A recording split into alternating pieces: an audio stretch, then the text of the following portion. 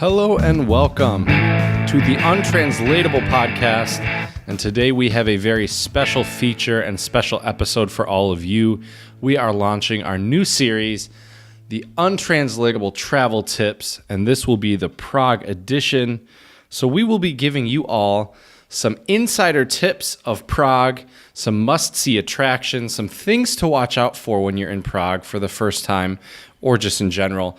Also, some budget traveling tips for all of you students and people trying to save that money. Also, some ways to get around the city and some places to stay as well. So if you're planning on traveling to Prague in the near future or just curious, do I want to visit Prague and what's there? Give it a listen and let us know what you think. But without further ado, my good buddy Jared. What's going on, Jared? Chad almost forgot about me, everyone. Almost. The Untranslatable podcast conglomerate is growing, and we're adding a new edition. You did not mention, I just thought I should mention right off the bat, this will be coming out every other Saturday, so, twice a month. So look forward to that. But first, spread a little love. Always spread a little love. Follow us on Instagram, Untranslatable Podcast. Follow us on Twitter, Untranslatable1, the number 1. Follow us, or email us, untranslatablepodcast@gmail.com. Or you can contact us through our website, untranslatablepodcast.com. Or you can just look at some untranslatable phrases. But we're not here to talk about untranslatable phrases today. We're here to talk about Prague. I went to Prague. Oh, spread a little love. 5-star reviews, iTunes and Stitcher. I went to Prague for the first time just maybe a month and a half ago at this point.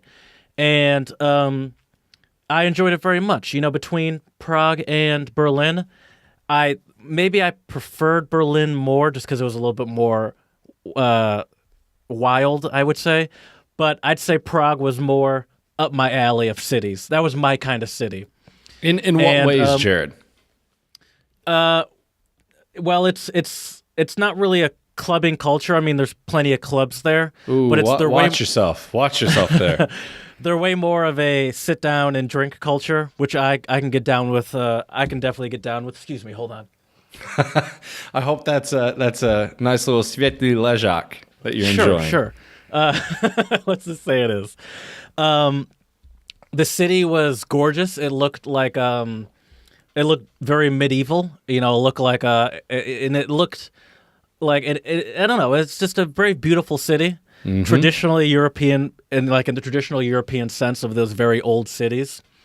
And the only thing I didn't like, I'll start off by saying this, was that I was not I knew Prague was a tourist city, obviously. I didn't realize that it was like, how touristy it really was. Right. Yeah, and that's, I think, a thing that many people realize the first time they're there, especially when you walk across the Charles Bridge, which once we get into attractions, we'll discuss that.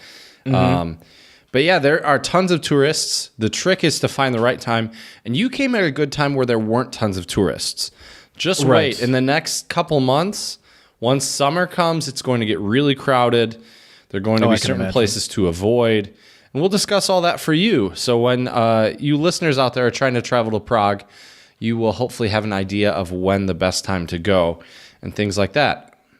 What's your experience with Prague? I mean, you're going to be our topic content expert today. That's correct. I love it. It's one of my favorite cities in the world. It's really grown on me. I also get bothered by the tourists, which is a bit hypocritical because I'm technically there as a tourist. Although I live in the Czech Republic, I don't live in Prague. So I would say, in a way, that makes me a tourist. Right. Although I know my way around the city very well now. I have kind of the spots where I know I like to go, which I guess we'll just get started with that, which is we'll start with just some places where I like to stay and my opinions of some of these places. So my two favorite places to stay are Náměstí Míru, which in English is Peace Square. And I believe that would be in Prague too. And then also JZP is what most non-Czech speakers call it. The Czech name is Jiřího z Poděbrad, which is... Hezký kluk. Thank you. I impressed some Czechs while I was in Prague, actually, with my pronunciation of that. It was pretty funny. Oh, nice. But then I admitted to them it was because I was staying there, and every time I take the metro, I would hear, Příští stanica, which is next station, Jiřího se podjebrat. So, you hear it enough, it gets ingrained in your mind. But anyways, the reason why I like those places is because they're close enough to a lot of the cool tourist attractions that if you're there with friends, you can easily reach those places. It's cheaper because I don't think a residential area is quite the right term for it. Residential areas in Prague are a bit further out, like Prague 6 or maybe Prague 4. But the reason why I like both of those places is there's some amazing restaurants, great places to see. If you stay at Náměstí Míru, there's a beautiful church right there on Peace Square. There's tons of restaurants. There's also the Prague Beer Museum, which, although it sounds very touristy because it's not right dead center in Old Town where most of the tourists tend to congregate, you can get some pretty decent beer there. It's a little expensive. For American standards, it's fine, but for Czech standards, it's a little expensive. And so those are my two places to stay, and I would highly suggest anyone going to Prague to look into Airbnbs and hostels. You can stay at hotels, and I've stayed in hotels in Prague for less than $50 a night, no problem. I use Booking.com. That's what I like. You can usually find some really great deals, especially if you look early. But Airbnb and hostels are probably the best. We stayed at a hostel when you were there. We stayed at Hostel Elf, which was a good location. Very affordable. Private bathrooms, which is nice too. Yep. Sometimes you don't get those in hostels. That's true. Private in the sense that they're communal, right? But they're one stall. It's only for one person. So even though it's communal, once you're in, there's a bunch of them. Once you're in there, you have your own little space, and you can be free. Exactly. Whatever that means to you. Right. So what would you call the sort of the center city of Prague? Because you say you prefer Prague too, which is slightly outside of where it's deep tourist country. Right. So I can think of two places that I think people would consider the heart of Prague. One would be Old Town Square, which where we Old Town Road, we went. Gonna take my horse.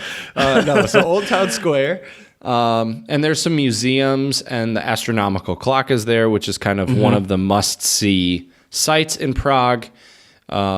And in this episode, I'll also mention some very budgety and free things you can do and see in Prague, because there are really, if the weather's nice, you could just do sightseeing and save a lot of money, unless you pay money to like go to the top of a tower or something like this. But if you stick to walking around and doing sightseeing, Prague is absolutely fantastic. And so anyways, Old Town Square is one of them. The other one I would say is Wenceslas Square, which is in the part of Newtown, which is right by the Natural History Museum, which I believe is now reopened. And that's a cool place as well, because you can access everything very easily there by tram, by metro. In Prague, there's three lines. The red, the A, the B, and the C, the red, the yellow, and the green. And it's super easy and super convenient to get around there. But the main tourist hubs, I would say, are Old Town Square and Wenceslas Square, which are great. But if you are in Prague visiting, I would say definitely do your sightseeing there. But I would not suggest, for the most part, shopping or eating around that area, because they're both so touristy. The prices are quite inflated. And you notice it immediately if you're in, Wenceslas Square or Old Town Square, and then you go to Náměstí Míru, you go to a restaurant, usually the prices are much lower. Beer is a bit cheaper as well, which is always a plus if you're in the Czech Republic to try their tasty beer. Okay. I like that. That's good. That's some good consumer advice. Do you want to talk about some of the must-see attractions? Absolutely. I have 3 things that I think are must-sees based off of my trip there. Great. Let's hear them. The first one is, I believe you meant just the Old Town Square. That's, I mean, even though it is obviously a tourist square, and you can't not go there if you're going to be, especially if it's your first time in Prague. Oh, for sure. The astronomical clock is amazing. And there's actually, where is it? I had it written down somewhere. Here it is. In Seoul, South Korea, there's an exact replica of the astronomical clock. Really interesting. Yeah. Okay. Yeah. I thought I'm a watch nerd. I mean, I don't know how to read an astronomical clock, but that's just a cool thing to look at. And then right next to it, if you were to be looking straight at it, right to the right of it is the square, and there's that very Quasimodo looking. I guess that's a weird choice. Gothic. That's Notre Dame, but yeah, Gothic. there's a very cool Gothic church there, and that's a must see. And then another one is Letna Park. Yep. That is the that place was on my where list I mean, as well. that's a definite. It's a great walk. You know, you have to kind of walk up there, and it's a great walk. And also, for anyone that is trying to get those Insta shots, that's a great place for the new Insta profile picture, Oh, the definitely. new Tinder profile Definitely, without a doubt. I think that's a great view of the city. And it's at least when we went, it was a Saturday or Friday or something. No, it was a Saturday. Friday morning. Or you're right. No, Friday. I left on a Saturday. Yeah, you're right. Friday. And it was very quiet, and it was very peaceful there. Another one, this is not really a site, but I think this is a cool part of the city that you don't see in a lot of cities, is that there are a lot of underground tavern bars that give a really cool vibe. We went to one called Usudu, and it's huge for in bar standards. Absolutely huge. gigantic, But you couldn't tell because each room is sort of siphoned off by its own hallway to its own little room, and each room has its own. Not each room, not every room, but a lot of rooms have their own bar. But besides for even having their own bar in a lot of them, they all have a very different vibe. Like you first walk in, and that's where you'll find a lot of the older people, a lot of the people in blazers, more Czechs. And then yeah, for sure, a lot of older Czech people. You go downstairs to the first room we went to, and it's probably more middle-aged, 30-ish kind of age, and a lot of rock music in there. And then you go to some of the other rooms, and there's a lot of younger vibes, a lot more people our age or even a little younger than that. And I think that not only is the underground tavern a cool vibe that most people don't get in other places, but also a lot of them don't have any signal, so it requires you to actually talk to the people you're with, or which the is a people good thing. you. Exactly. Yeah. And it's funny you mentioned that, Jared. The majority of the bars I've been to in Prague, especially not cocktail bars, but like to get a beer, like a pub or a hospoda, as they say in Czech, most of them are these kind of more basement cellar type establishments, which is really cool. Which brings me to, this is kind of a must-see attraction if you are a big fan of Pilsner Urquell, which is one of the most beloved and popular beers here in the Czech Republic. And you need to go to, it is called U Pinkasu. And U Pinkasu is actually where the first ever Pilsner was tapped in Prague. And they still have the original tap. You can take a picture of it. And we've discussed this on our other episodes before. But with Pilsner, when they serve it, you'll get either a Mali, which is a little one, which is 0.3 liters, or Velki, which means big, and the Velki are half a liter. And, they'll have, anywhere from, I don't know, maybe 1.5 2 inches of foam. And I think that gives it a really good kind of smooth taste. And they have different types of pours for Pilsner-style beers. Sadly, we did not try those because, as Jared mentioned before we started recording, we were just getting the big beers and enjoying the big ones. But yeah, and if you go to U Pinkasu, they should be able to give you the different pours. One of the most popular ones that I've heard of is called mleko, which is Czech for milk, which is basically a little bit of beer at the bottom and then a bunch of foam. There's one that's also called a Schnitt, which is, I would say, like probably 30% beer, 70% foam. And I forget what the regular pour is called there. But yeah, so U Pinkasu is a great must-see place for Pilsner lovers or just beer lovers in general. Yeah, when I got one of the first beers I had in Prague, for a hot sec, I was like, did this guy not pour it right? And I realized, oh no, he knew exactly what he was doing. Yep. Oh yeah. Yeah, they definitely know. That's for sure. What are some other must-sees? I guess an obvious one is the bridge. The Charles Bridge. The Charles Bridge. How would you say it in Czech? Karlov Most, which that's the other thing. I'm glad you mentioned that. That's the other thing about Prague, is the other big city in the Czech Republic, Brno, has their signs in English and in Czech. In Prague, it's only in Czech. Interesting. So, yes. So Karlov Most is what you are going to want to find for the Charles Bridge. And I mean, they have arrows. Stare Miesto is Old Town. So that's another sign that you want to keep your eyes out for. Nove Miesto would be New Town, which is where Wenceslas Square is. And then the Czech word for Wenceslas Square is Václavské náměstí. So just keep these terms in mind, people, when you go to Prague. I mean, obviously, you could also ask someone, and I'm sure they'd be happy to tell you as well. But yeah, so all the signs are in Czech. It's very easy to find the metro and everything there. But anyways, back to must-sees. So the Charles Bridge must be probably one of the biggest tourist attractions in sure. Prague. Would For you say sure. that? 100%. I heard a lot of recommendations online talking about how it's always packed, and if you really want to get like a good photo opportunity or walk through without having to elbow people in the face, go early in the morning and make that like your first stop early. Yep. If you actually are trying to get photo opportunities, because otherwise you're just going to be getting people's heads in pictures. Definitely. Or photobombed, you never know. Do you know, I mean, I'm putting you on the spot here, but do you know like anything about the bridge, what makes it so popular? Well, I'm pretty sure, I could be wrong about this, but I'm pretty sure it was built by Charles IV. It was built, I think, in the 15th century, if I remember correctly. They started in 1357 and finished in the beginning of the 15th century. Okay, not bad Probably for not... about 50 years of building it. Right. And so basically what I would suggest is, either early in the morning for the Charles Bridge or also late at night. If you're out with your friends and you're in Old Town, stumble across the Charles Bridge and take some pictures. We almost did that when we were there. Yep, we did. That was the initial plan, but it didn't happen for other reasons. But anyways, so the Charles Bridge is a must-see. Obviously, Old Town Square, Letna Park, as you mentioned, the castle, which we did not go to, did we? No, we did not go to. We didn't have time.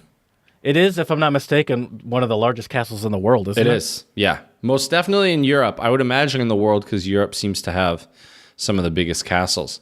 Largest castle in the world, the Prague Castle. Right.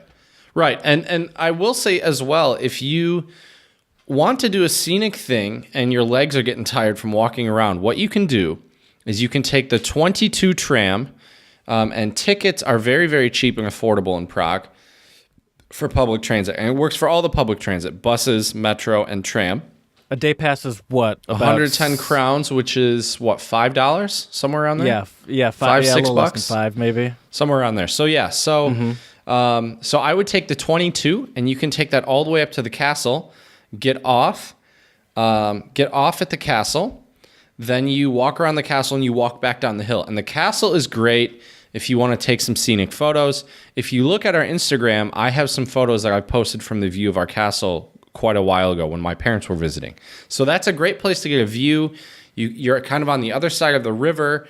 It's a great kind of panoramic view of Prague. Then you can walk back down the steps.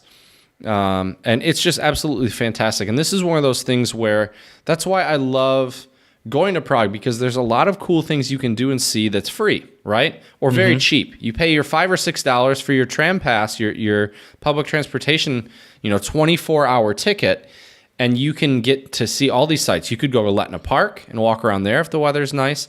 There's another place that we didn't go, but I remember pointing it out to you and Don. It's called Petrin Hill. And I remember we were at Letna, and I said, you see that hill and you see that building where that restaurant is? And you guys were like, yep. Petrin Hill is also a great place to go as well.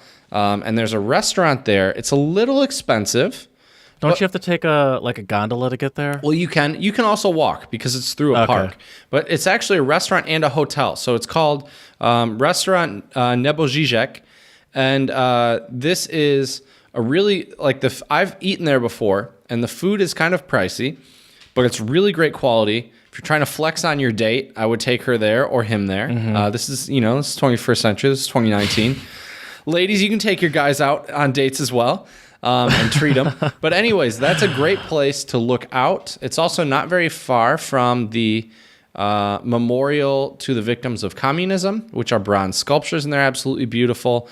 The closest stop, if you are trying to go to Petrin Hill, is called Ujezd. It's Ujezd, Ujezd. And that's also very, very close to the Czech Music Museum, which is great. And there's a few churches around there as well, which is Church of Our Lady Victorious, which is great. And there's also a Catholic church near the top of Petrín as well, as including also the Stefanik Observatory, which is like a planetarium. So walking up and around that area for Petrín Hill can be very worthwhile because there are so many sites and things you can do, and a lot of them are free or cheap. And that's the great thing about Prague as well, is the landscape and all the parks, right? We mentioned Letna Park. In the spring and in the summer and even early fall, there's a wonderful beer garden at Letna Park, and you can sit right up there and look right over. We walked by where the beer garden is, but it was sadly closed. Yeah, I figured. I know what you're talking about. Yeah, exactly. So You also mentioned, before we started, another park that you and David went to. Was it not a park? You just posted the pictures. Oh, no. No, that's not a park. That's called Vyšehrad. And Vyšehrad is actually the oldest settlement in Prague. And it, I believe they settled there somewhere around the 1100s. But the cool thing about it is it was a castle and a fortress and a church and a cemetery as well. And there are many, many famous Czech people who are buried there. Like Dvořák is there, the very famous composer. Also Smetana, which is another famous Czech composer. So Vyšehrad is very worthwhile. Had I have known about it, I would have taken you guys there, but I had no idea how beautiful it was. And check out our Instagram, Untranslatable Podcast, because I have some pictures up there. And the cool thing about Vyšehrad is you can see a couple different sides of Prague. So it's absolutely fantastic. So that's definitely worth a visit. And once again, you get the public transportation tickets. You can travel around all these places very, very easily. And you could easily go from Vyšehrad, take the tram and get anywhere else you need to go, whether it be Wenceslas Square or Old Town Square, anything like that as well. If someone's trying to hit all the tourist spots, I feel like one place I would say I'm okay with not going to is that Charles Square. Is that what that would be called? Do you mean Karlovo na Městí? Where there's the statue of Charles, and then it's like the long straight. No, that's Wenceslas Square. Oh, that's Wenceslas. Yeah, and that's Wenceslas. I feel like I didn't have a problem going there. Let me clarify, but I feel like I would have been okay having not gone there. Okay, see, I like that place. It was just like very touristy to me. Yeah, you know, I mean, all the tourist spots are, but I feel like I didn't get much from it. Right.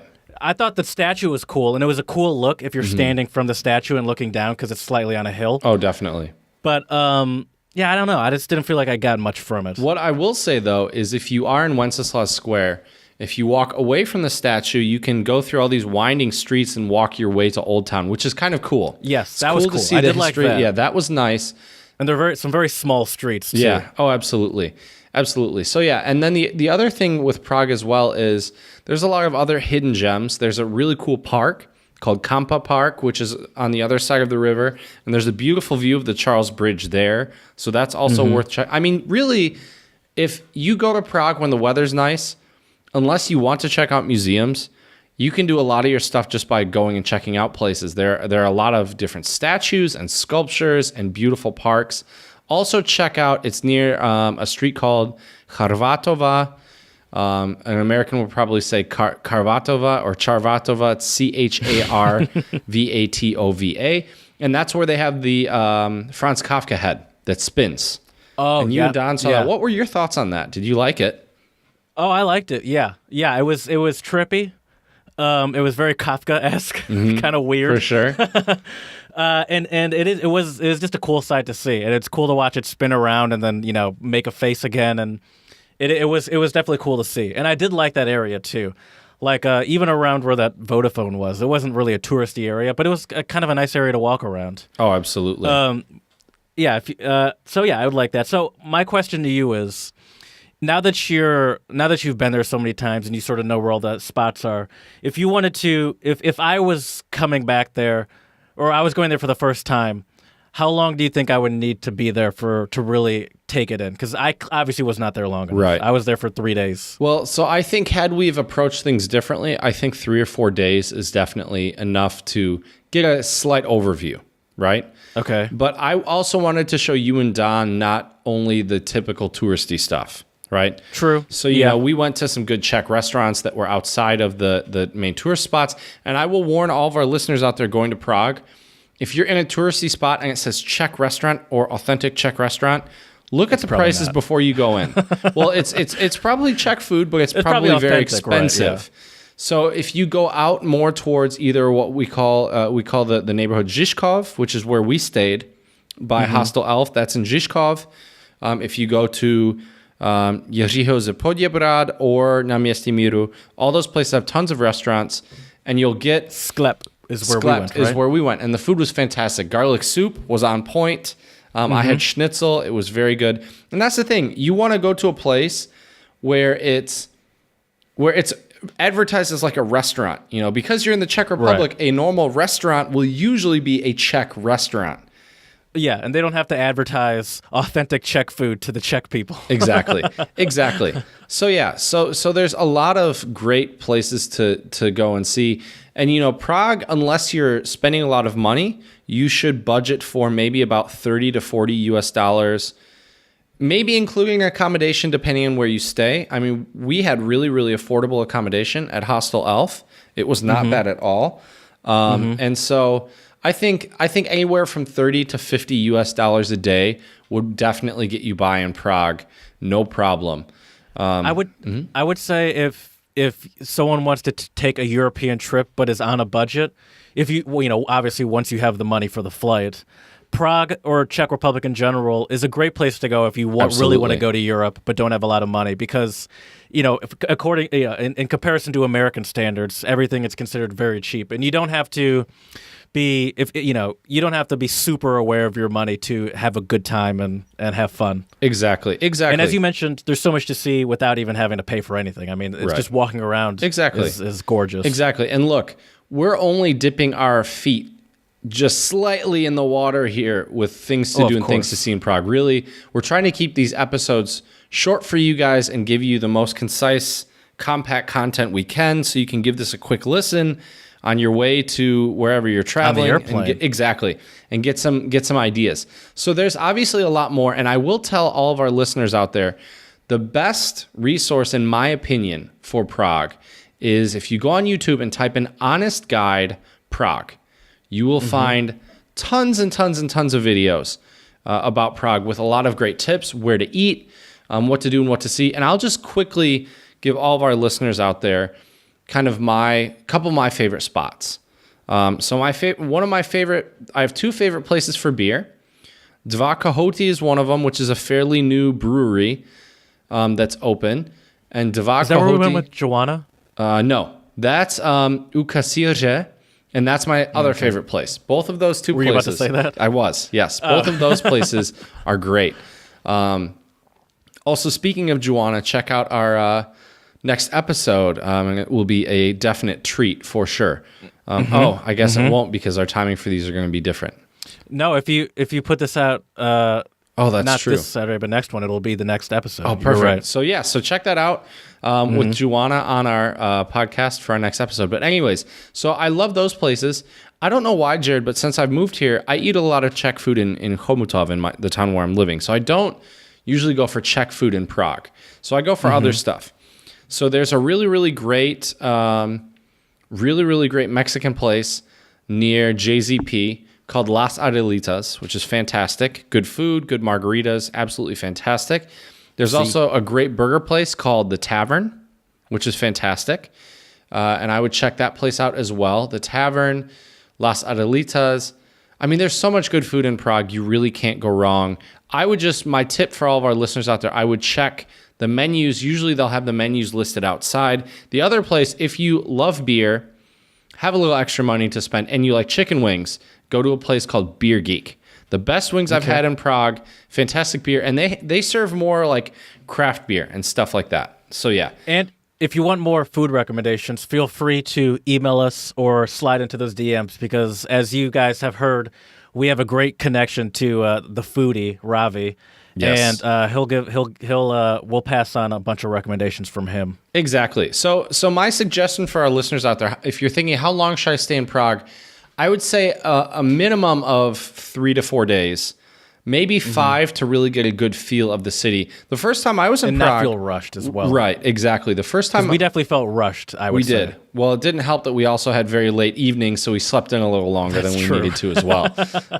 But the first time I was there, I was only there for the weekend, and we saw a lot and we did a lot. So I would say 3 days, you can definitely get a taste of Prague. But if you want the full experience, I'd say try to stay for about 5, maybe even a week if you can swing it, because it's not that expensive.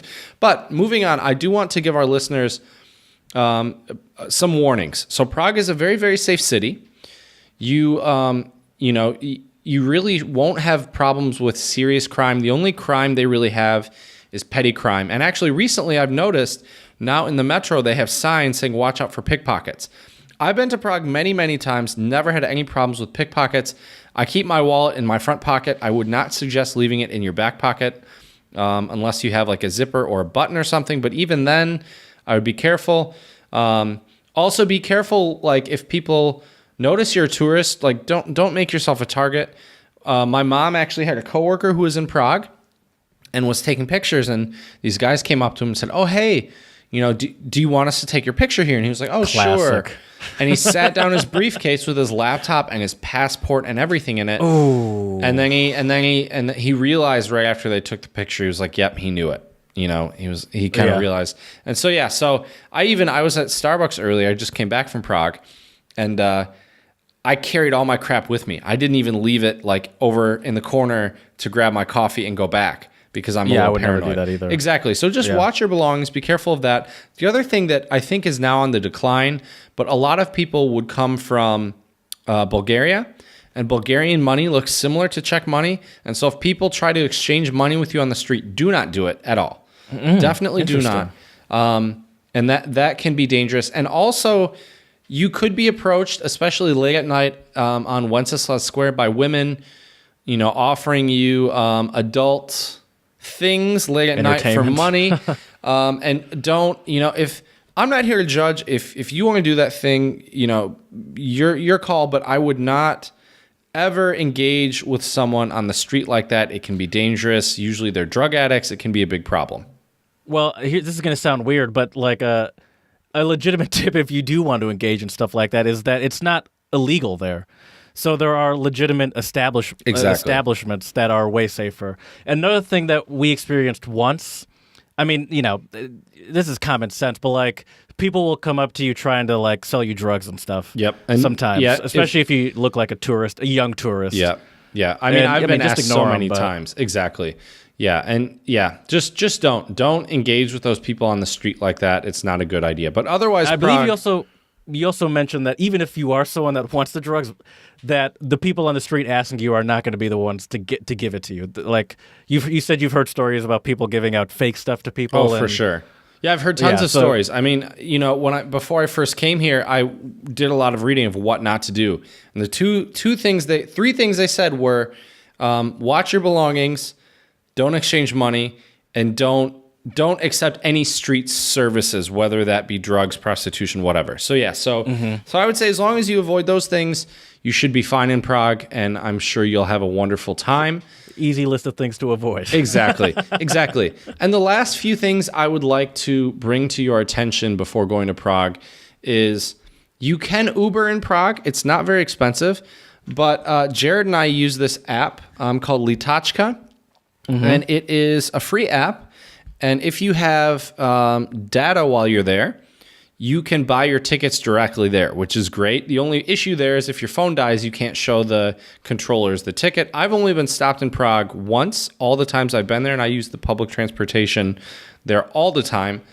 But with that being said, buy a ticket. There are machines. It's all in Czech, though.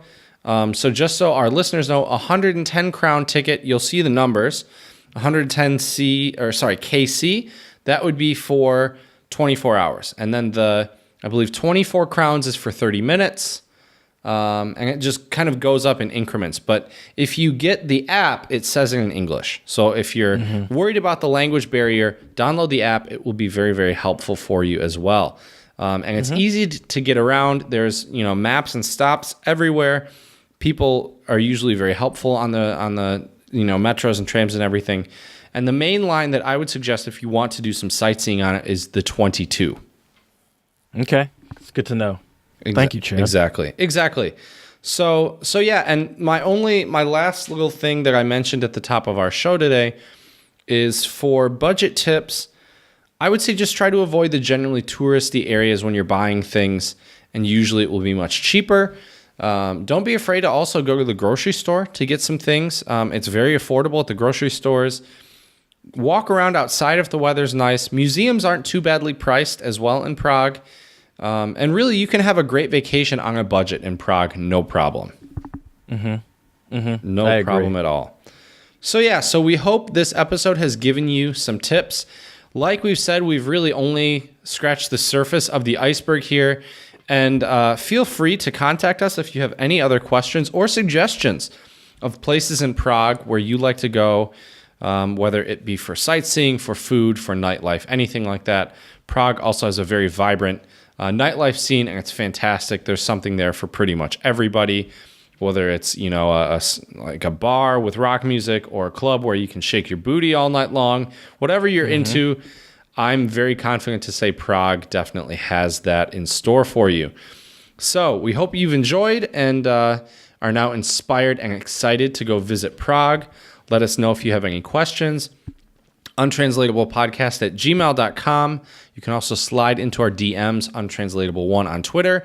If you want to see some of the sites we've been talking about and are curious of the landscape and architecture of Prague, check out our Instagram, Untranslatable Podcast, and we think that'll give you a decent feel if you're still on the fence of visiting this fantastic city. So, if you like history, if you like art, if you like architecture, if you like good music, if you like tasty Czech food and tasty Czech beer, Prague is definitely the place for you. So we hope you visit. We hope you have a great time. And safe travels, bon voyage, and as we say here at the Untranslatable Podcast, děkujeme and muchas gracias.